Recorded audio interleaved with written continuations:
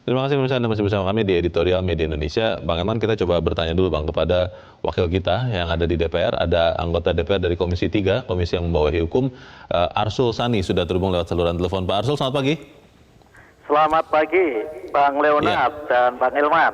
Ya. Selamat pagi. Pak Arsul, ini ada sesuatu yang fenomenal. Ini kalau saya berpikir, kalau pakai istilah televisi ini harusnya jadi breaking news terus-terusan, Pak. Bagaimana seorang Joko Chandra yang sudah bisa masuk ke Indonesia, mendaftarkan untuk PK, tapi kemudian hilang lagi. Ini pertanyaannya, sebetulnya apa benar jawaban dari para instansi yang mengatakan seorang Joko Chandra ini ganti nama, di bagian pembuatan KTP elektronik bilang tidak tahu bahwa Joko Chandra adalah buronan.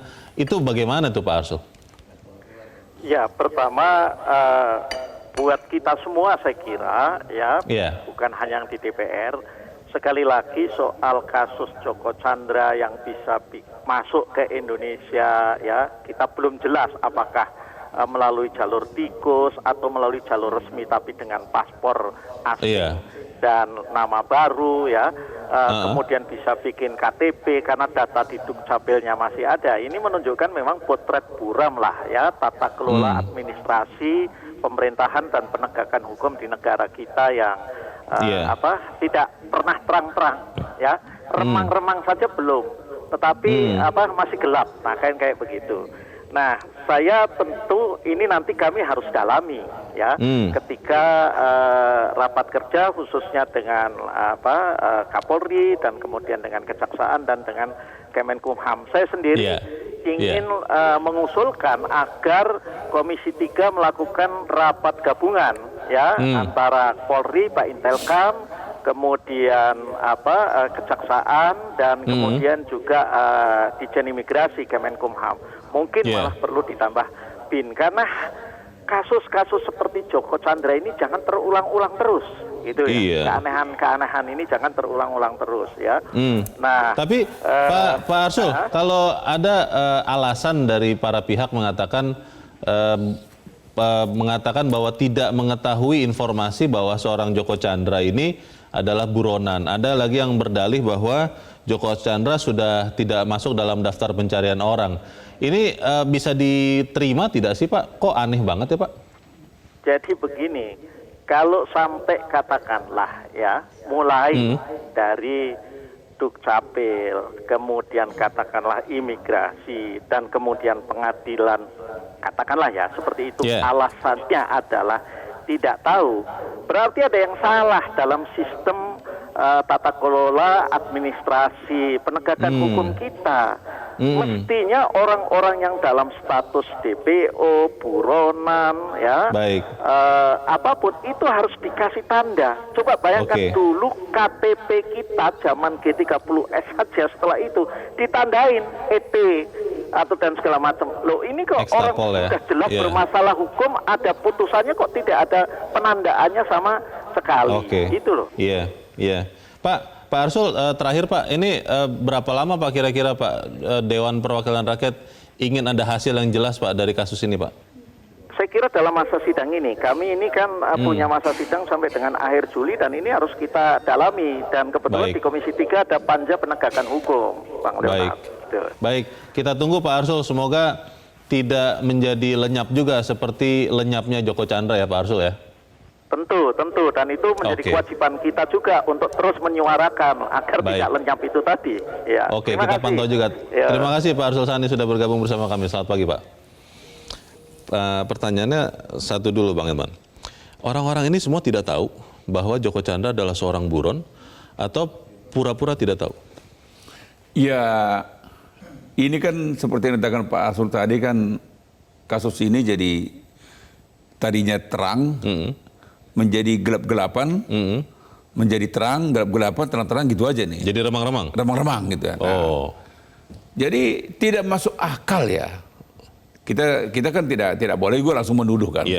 Kurang masuk akal kalau instansi-instansi yang berkompeten, berwenang untuk menangkal buron, apalagi buron kakap, sepertinya lolos semua kan gitu kan. Jadi tidak masuk akal. Jadi kalau kalau ada yang bertanya, kira-kira gimana ya? Ya, memang sehingga tidak salah ketika orang menduga-duga. Memang dari awal ini sudah ada yang mengatur. Sudah ada yang mengatur dari awal. Jadi kan dugaan masyarakat sekarang ini kan. Jadi saya juga percaya juga dugaan ini ya, bahwa sejak dari awal rancangan ini sudah betul-betul diskenariokan. Ini skenario besar berarti? Saya kira besar. Karena kan Joko Chandra dari luar negeri masuk ke Indonesia, bikin IKTP, mendaftarkan PK. Ini tidak, saya kurang yakin saya karena ini memang Joko Chandra dengan kesadaran dia mau PK tanpa ada yang mengatur. Jadi menurut saya di perlintasan juga dugaan saya sudah ada yang mengatur. Ketika mengurus KTP juga di Grogol Selatan juga dugaan saya juga sudah ada yang mengatur. Bahkan ketika ke kantor pengadilan juga sudah ada yang mengatur. Bahkan mungkin ya, kenapa dia mau? Jangan-jangan juga dari awal juga dugaan saya, ya jangan salahkan kalau kita juga menduga-duga ya. Jangan-jangan juga skenario keputusan PK-nya pun sudah ada mungkin. Loh, karena mungkin jangan-jangan skenario-nya mungkin bebas kan gitu kan. Ya logikanya gitu. Loh, kalau tidak ada kepastian rencana bebas itu nggak mungkin dia berisiko kan. Berisiko berat, sudah buron sekian lama kok. Jadi ini yang saya khawatirkan, Leo. Jadi semua ini sudah menyatu ini. Makanya kan CCTV di kantor kelurahan juga tidak berfungsi. CCTV di kantor pengadilan katanya sudah lebih dari seminggu. Di perlintasan juga namanya beda. Tadi saya katakan kan ada sensor. Nah, akhirnya memang jangan salahkan kalau orang juga menduga rancangan putusan PK-nya pun jangan-jangan sudah ada apa. Nah, di sini yang saya harapkan KPK harus betul-betul mencermati jalannya persidangan ini kalau terjadi nanti. KPK kalau boleh hadir, pasang alat penyadap di mana-mana gitu kan. Ini ngeri nih. Tapi Bang kan sekarang katanya sudah ke Malaysia nih. Ya, mana tahu Leo. Apa bisa ketangkap lagi begitu? Mana tahu kan ada nanti terobosan hukum. Terobosan hukum boleh katanya kan. Ya kita kan nggak tahu Leo. Terobosan hukum itu keliru itu kalau dianggap kalau misalnya kan dia kalau dalam ketentuannya kan dia bilang orang PK harus hadir. Kecuali dia ditahanan kan. Mana tahu nanti ada lagi surat edaran yang baru boleh. Kasus khusus. Mana kalau dalam keadaan sakit boleh katanya kan. Nah, ini yang saya mau katakan. Pokoknya semua penegak hukum, polisi, BIN, semua harus ikut memonitor ini. Bayangin kalau bebas barang itu, bagaimana enggak sekarang itu wajah hukum kita aja sudah tertampar. Pertanyaannya adalah begini Bang, saya belajar hukum dan katanya di dalam hukum itu semua orang bersamaan kedudukannya di hadapan hukum. Tapi Leo jangan, kita nggak ada gunanya lagi belajar hukum. Tidak ada? Ya karena ini kita hukum nggak jelas ini. Itu dia saya jadi bertanya-tanya, apakah semua orang itu ada pengecualian sama di hadapan hukum? Kita harus jeda dahulu dan pemirsa tetap bersama kami, Editorial Media Indonesia segera kembali. Terima kasih pemirsa Anda masih bersama kami di Editorial Media Indonesia. Bang Elman, kita coba tanya dulu Bang kepada masyarakat apakah masih percaya dengan hukum ya. Itu pertanyaan besar kita. Kita sudah terhubung dengan pemirsa Metro TV di Magelang, Jawa Tengah, ada Pak Sukarwan. Pak Sukarwan, selamat pagi Pak. Selamat pagi Metro, selamat pagi Bang Miu. Pagi Pak Sukarwan, bagaimana nih Pak? Ada skandal jilid 2 Joko Chandra. Saya terus terang ingin menegakkan hukum bahwa ada praduga tak bersalah, bahwa para pihak baik dari imigrasi, petugas yang membuat KTP, petugas pengadilan, semuanya alpa, tidak tahu bahwa Joko Chandra ini adalah buron. Pak Sukarwan percaya tidak? Begini ya, saya yakin segala sepak terjang Joko Chandra itu bukan suatu kebetulan. Jadi sampai lari ke Papua New Guinea, sampai membuat KTP 1 jam selesai, mustahil kalau tidak kenal. Yakin. Nah, kalau tahun 1994 ada kasus Edi Tansil. Juga sampai sekarang kemana Edi Tansil? Setiap kasus-kasus besar di Indonesia itu pasti misteri. Misterinya tuh kok susah sekali ya nangkap satu orang seperti Pak Joko Chandra. Kalau begitu kira-kira bagaimana caranya seorang Joko Chandra bisa semacam siluman begitu Pak, tidak tertangkap dimanapun? Menurut Bapak bagaimana? Nah, seperti siluman, ya, tapi ini kan ujian, artinya benar-benar tantangan bagi para penegak hukum, baik Jaksa Agung, kepolisian, dan semua instansi terkait. Kalau masyarakat sudah tidak percaya, ya susah, karena yang dia mau tidak mau harus percaya. Tapi ini buktikanlah bahwa Anda itu penegak hukum dengan masyarakat untuk bisa nangkap Joko Chandra. Jadi penegak hukum harus membuktikan ya. Terima kasih Pak Sukarwan sudah berpendapat dari Magelang, Jawa Tengah. Selamat pagi Pak. Di belakang Pak Sukarwan ada Pak Nugroho di Jakarta. Pak Nugroho, selamat pagi. Selamat pagi Bung Herman, selamat pagi Bung Leonard. Selamat pagi Pak. Bagaimana Pak Nugroho? Memperkuat yang dikatakan Pak Sukarwan tadi Pak. Iya, iya. Apakah kita masih bisa percaya pada hukum?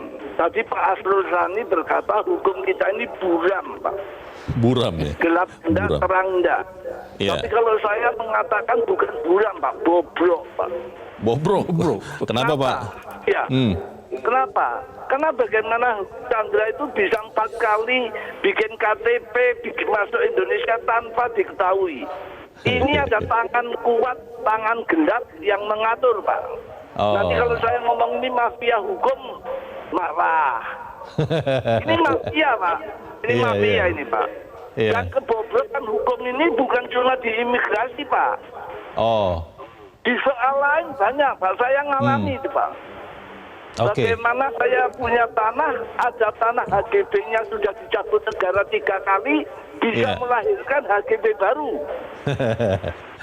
PT besar, pengusaha besar, Mustika Candaguna, itu kan nggak masyarakat, tapi BPN nggak bisa apa-apa, Pak. Ini mafia tanah ini, Pak. Pak Nugroho, kalau melihat kasus ini, Pak Nugroho masih punya kepercayaan tidak bahwa bisa nih Joko Chandra ditangkap dengan sistem hukum kita dan para penegak hukum kita? Ya, saya masih berusaha untuk percaya, Pak. Berusaha karena saya untuk percaya. negara Indonesia. Berusaha percaya. Dan saya berharap Joko Chandra bisa dilawan oleh Jokowi, Pak. Jadi sama-sama Jokonya. Terima kasih Pak Nugroho di Jakarta untuk pendapat Anda. Selamat pagi Pak. Di belakang Pak Nugroho ada Pak Edward di Bengkulu. Pak Edward, selamat pagi. Selamat pagi Bung Herman, selamat pagi Bung Leonard. Selamat pagi Pak. Silakan Pak Edward, pendapat Anda Pak. Banyak tentang akrobat yang dilakukan oleh Joko Chandra, tapi yang saya soroti cuma 2 aja. Apa itu Pak? Pertama, pernyataan dari Humas Mahkamah Agung yang mengatakan mungkin petugas tidak tahu bahwa dia ini adalah Joko Chandra yang dicari. Lah, tapi kasusnya kan kasus PK Kesi Bank Bali, masa nggak tahu dengan Joko Chandra? Orang sudah menyebar. Ini jawaban yang betul-betul ngawur, ngeleknya nggak karuan di Humasnya nih. Perlu dipertanyakan Humas. Itu yang pertama. Yang kedua, buat KTP jam 7 di kantor lurah. Kalau lihat kantor lurah antri segitu, Pak. Nah, ini ada apa? Nah, kita minta, seperti yang disampaikan Bu Elman, para petugas hukum menelusuri orang-orang ini yang terlibat siapa. Masa bisa ilat bikin KTP? Kalau masalah-masalah lain, tadi Bung ini bilang apa? Hukum itu equality before the law. Saya bilang hukum itu resultante. Jadi hukum kesepakatan rupanya. Asal sepakat sudah jadilah. Bebas-bebas. Jadi kesepakatan ya? Antara mereka ya. Jadi bukan equality before the law, resultante rupanya. Hukum yang ada di Indonesia sekarang. Mudah-mudahan ini jadi pelajaran. Janganlah mempermalukan bangsa ini dengan aparat hukum yang tidak becus ini. Mudah-mudahan untuk selanjutnya Joko Chandra bisa ditangkap. Terima kasih. Amin. Terima kasih Pak Edward di Bengkulu. Selamat pagi Pak. Di belakang Pak Edward ada Ibu Indra di Cirebon, Jawa Barat. Bu Indra, selamat pagi. Selamat pagi Bung Leonard dan Bung Haragi. Ya. Selamat pagi Bu Indra. Silakan Bu. Assalamualaikum Metro TV. Waalaikumsalam Bu Indra. Dalam gonjang-ganjing ini saya tertarik kata-kata dari pengacara Joko Chandra ketika dituduh dalam tanda kutip menyelundupkan Joko Chandra. Dia berkilah bahwa Joko Chandra sudah tidak masuk daftar pencarian orang sejak 13 Mei 2020 karena Kemenkumham menghapus nama Joko dari sistem daftar pencarian orang. Nah, baru muncul lagi 27 Juni 2020 nama Joko kembali masuk lagi daftar pencarian orang. ya di imigrasi. Itu atas permintaan Kejaksaan Agung katanya. Nah, ini yang heran. Sepertinya DPO juga ada jedanya ya. Tidak editorial media Indonesia aja yang punya jeda. DPO kok ada jeda. Benarkah demikian? Terima kasih. Assalamualaikum warahmatullahi wabarakatuh. Waalaikumsalam warahmatullahi wabarakatuh. Terima kasih Bu Indra di Cirebon, Jawa Barat. Ini jadi bagaimana nih Bang?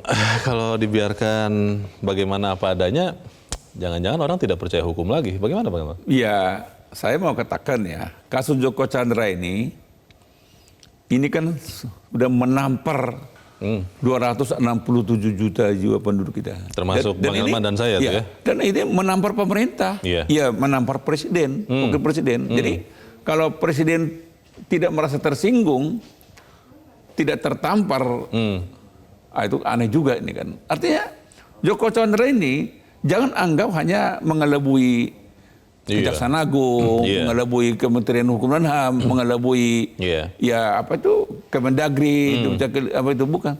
Ini mengelabui seluruh rakyat Indonesia, seorang Joko Chandra loh. Ya kan? Jadi katakanlah tadi seperti yang dikatakan Ibu tadi kan. Daftar DPO itu tidak ada jedahnya. Sepanjang dia belum ditangkap, maka DPO akan terus manggung dia terus. Tapi kalau dikatakan Bu Indra tadi benar Bang bahwa ada jeda itu, kalau memang ternyata benar ya, saya belum cek juga, itu berarti makanya saya bilang kasus Joko Chandra ini harus betul-betul ditelusuri. Artinya siapa yang menghapus itu kan? Gitu kan? Ini kan perintah siapa kan? Gitu kan? Ini kan aneh dihapus tanggal apa? 13 Mei. 13 Mei. Muncul lagi 27 Juni. Atas katanya permintaan Kejagung. Setelah dia masuk kan?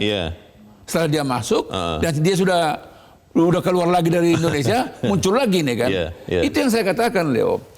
Ini pejabat-pejabat kita ini Leo. Kalau sudah rame, pernyataan-pernyataannya garang-garang. Akan kita tangkap, akan kita buru. Kan ada tim pemburunya katanya. Ya ampun Leo. Ketika di Indonesia nggak diburu kan gitu kan. Kenapa dia apa? Dan waktu masuk ke Indonesia namanya bukan Joko Chandra Bang, katanya Bang. Kan itu yang saya katakan Leo. Kan tidak bisa, kita kan tidak mudah mengelabui teknologi ini kan. Jadi itu yang saya katakan, memang kasus Joko Chandra ini betul-betul skenarionya, mohon maaf ya, ini betul-betul rapi. Mulus ya? Mulus ini. Jadi mereka memang ya, saya juga sedikit menyoroti peran pengacaranya ya. Penasihat hukum. Kan penasihat hukum itu kan juga penegak hukum kan. Betul. Nah ketika dia menerima kasus ini, masa dia nggak tahu yang dia tangani adalah buron kakap kan? Mestinya dia wajib juga menyatakan, saya akan mendampingi Anda, tetapi Anda saya harus laporkan dulu ke kejaksaan supaya dieksekusi. Nanti saya yang akan mendaftarkan Anda ke kantor pengadilan untuk PK. Masuk sistem hukum itu dari awal. Dari awal gitu. Tapi ini kan sepertinya kan semua mulus. Jadi katakanlah contoh misalnya ketika dia mengurus KTP di Kerobokan Selatan itu. Luar biasa itu Leo. 1 jam katanya selesai Bang. 1 jam selesai. Dan apa masuk akal data seorang buron yang sudah sempat pindah ke warganegaraan ke PNG, kok tiba-tiba hidup lagi barang itu kan? Tidak ada catatan apapun. Tidak ada catatan apa-apa kan? Dan menurut saya ini juga ketika dia bilang, wah itu memang prosedur kita sekarang 1 jam selesai. Apa iya Leo? Ini hal yang sudah sangat mengejutkan semua, dan kalau dibiarkan begitu saja, maka mungkin orang tidak akan ada lagi percaya kepada sistem hukum kita. Pertanyaannya adalah apa yang akan dilakukan, kita bahas di bagian berikut Bang Elman. Pemirsa tetap bersama kami, Editorial Media Indonesia segera kembali.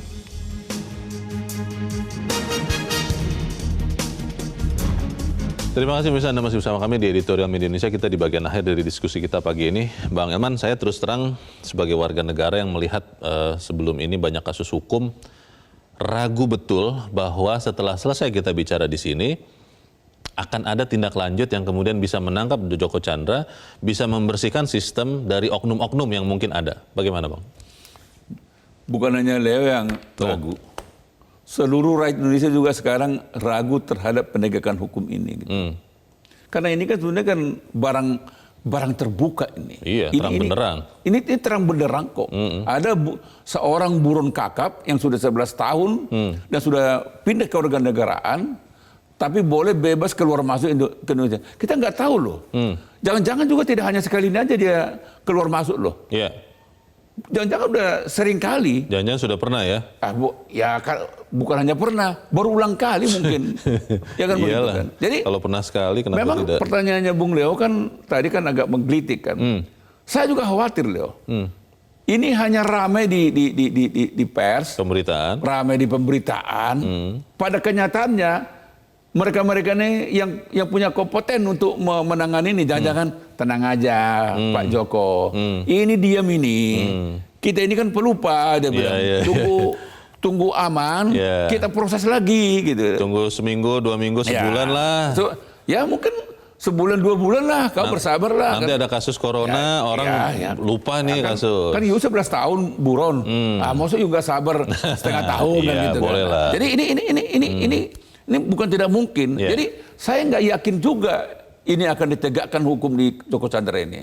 Oleh karena itu menurut saya Bapak Presiden ya harus memanggil instansi-instansi yang terkait. Apakah Jaksa Agung, apakah Menteri Hukum dan HAM. Ini harus dipanggil dan mungkin juga Mendagri. Karena sudah ada iktp yang berhasil dibuat itu ya. Jadi Mendagri juga nggak boleh menyiapkan proses perKTP-annya kawan ini kan. Jadi menurut saya Presiden harus mengultimatum, terutama Jaksa Agung sama Menteri Hukum dan HAM. Bisa nggak menangkap orang ini gitu kan? Dan menurut saya juga kedua, Presiden juga harus memastikan kepada kedua pejabat ini kasus yang sama tidak terulang. Dulu kan ada kasus Edi Tansil kan? Kau bayangin aja Edi Tansil pernah keluar dari lembaga pemasyarakatan yang tingkat pengamanannya sangat ekstra ketat. Lolos barang itu. Oh, karena ada barang juga mungkin. Itu. Nah, jadi sebetulnya kasus Joko Chandra ini bukan pertama kali juga. Ini kemarin juga ada Masikun. Ya. Masikun yang saya udah lupa. Masih ada ya? Masikun. Masih ada. Nah, yang dari dari Parpol kan? Iya. Itu lolos juga dari perlintasan kan gitu. Saya sudah mulai lupa Bang yang mana. Saya juga udah lupa. Saya berusaha ingat-ingat. Tapi tadi saya ingat ini Masikun juga kan. Ini kan jadi Menteri Hukum dan HAM ini dalam waktu yang singkat 2 kasus loh. Ada Masikun, ada Joko Chandra. Jadi selalu dia katakan ya memang tidak ada. Tidak ada di dalam perlintasan dia lewat. Ya memang nggak ada. Kalau memang tidak diadakan ya nggak ada. Tapi selesai nanti Bang jam 8 waktu Indonesia Barat kita selesai bicara di sini, apa iya mungkin akan ada tindak lanjutnya Bang? Saya nggak terlalu yakin. Makanya berita kita hari ini kan tim pemburu mengejar ke Malaysia. Ini hanya konsumsi di publik aja nih. Konsumsi Leo, konsumsi saya. Supaya puas ya. Ya supaya puas. Artinya menurut saya di Kejaksaan Agung itu kan ada satuan intel kan. Iya. Dan Intel ini kan bergerak 24 jam. Betul. Ada juga BIN. Iya. Ada juga di kepolisian. Atau sesama lembaga itu tidak saling bertukar informasi Bang, jangan-jangan? Ya kalau logikanya kan ya begini. Ya logikanya kan sepertinya mereka tidak ada kerjasama kan. Oke. Jadi yang ingin saya mau katakan, kasus Joko Chandra ini harus betul-betul dirasakan sebagai tamparan terhadap penegakan hukum di Republik ini. Dan setelah itu harus diluruskan. Kalau tidak ya jangan harapkan rakyat percaya terhadap hukum. Baik. Semoga para pihak benar-benar mengingat janji dan sumpahnya pada saat ingin menegakkan hukum. Udah lupa mereka sumpahnya, Leo. Kita ingatkan lagi, Bang. Semoga ingat ya. Terima kasih Bang Elman Saragih sudah hadir di tempat ini, Bang. Selamat pagi. Pagi. Pemirsa, tangkap segera Joko Chandra, usut pihak-pihak yang membantunya, lalu tindak mereka karena diduga memberikan perlindungan terhadap buron terpidana korupsi. Kita lihat seberapa tegas, seberapa berani aparat yang berwenang menangkap seorang Joko Chandra yang sudah menjadi buronan negeri ini. Sekali lagi, hukum harus ditegakkan meskipun langit akan runtuh. Saya Leonard Samosir, terima kasih Anda sudah menyaksikan. Selamat pagi.